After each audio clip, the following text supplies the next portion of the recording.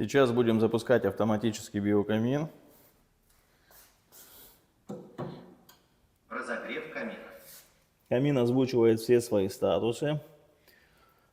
Здесь можно посмотреть инструкцию пользователя, можно посмотреть информацию о камине, когда он был сделан.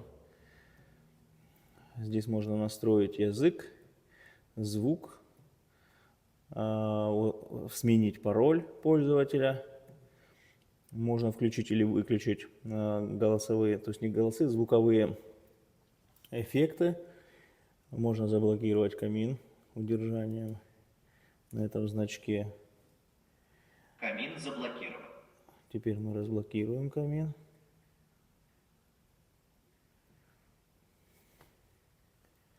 Камин разблокирован. Видим, сколько топлива в основном баке. Видим, какие процессы происходят в камине.